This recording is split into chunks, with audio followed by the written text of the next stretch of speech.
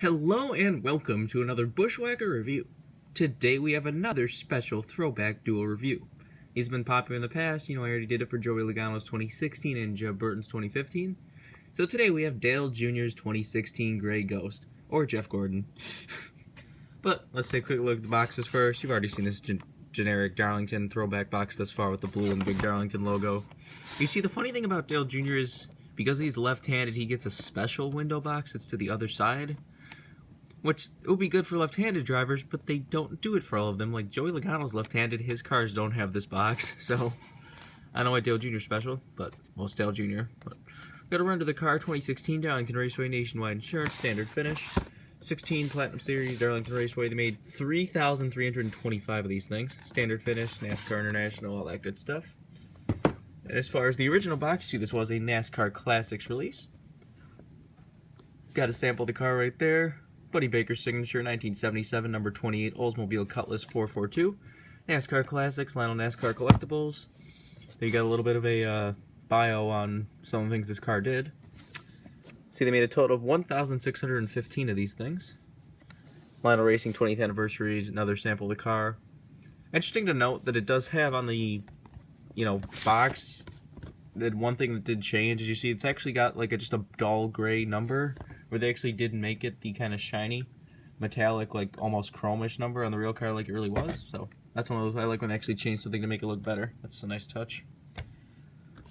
But let's get down to the cars themselves. As you can see, you have Dale Jr.'s Throwback and the original Gray Ghost. Makes for an amazing combination. Just some bright cars. I've always been a fan of metallic silver cars, so this was definitely a no-brainer. I already had this Gray Ghost, so once he did a throwback to it, I'm like, I should probably get it, Makes a little sense. But let's get down to the cars first. Why don't we do the original first? And that is Buddy Baker's Gray Ghost. This is one of the first few NASCAR Classics releases. I think it's gotten a little rare, hard to find now, but let's do a quick 360 of the car, as usual. As you can see, it is a beautiful metallic silver. They really did a nice job. And like I said before, the number is actually chrome and reflective. So I really hope they do that in some other cars this year, because like Ryan Blaney's Darlington Throwback had that kind of like reflective chromish type number. So I really hope they do that, because if they don't, I will be very that'll be basing if I get that car, not if they get the like chrome number and it has the right like deep metallic red that car had. That's like the other reason I'll get it. Might get a dual review on that one too, because I do have one of the originals, but I don't think it's the exact original, so I don't know. But back to these cars. Let's get down to sponsors. On the hood you have Napa Shocks Regal Ride, number 28 in both headlights. Down the side you have Napa Shocks Regal Ride. You got Craftsman, Manley, Bell, Stant, Permatex, and Hurst. On there you have Comfort Coach, Louisville, Kentucky, Hooker Headers, Diamond. And on the B post you have a couple logos. One is RTO, and I don't know what that second one is right there.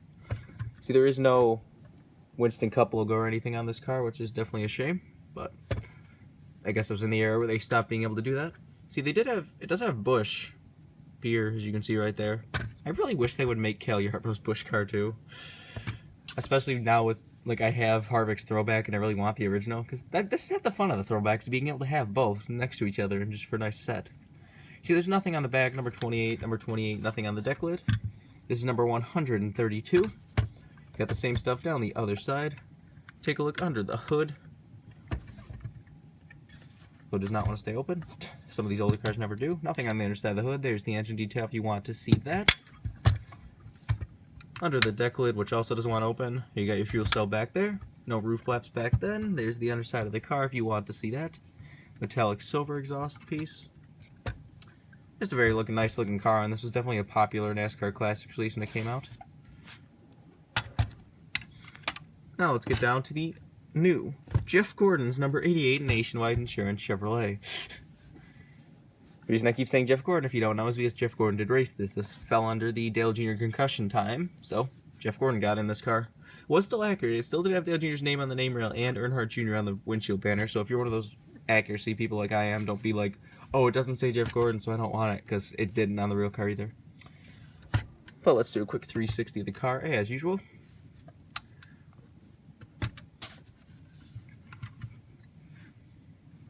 don't think he fared too well in this race. I think he was like in the top 15 or something, but wasn't really noticeable most of the night, which is a shame.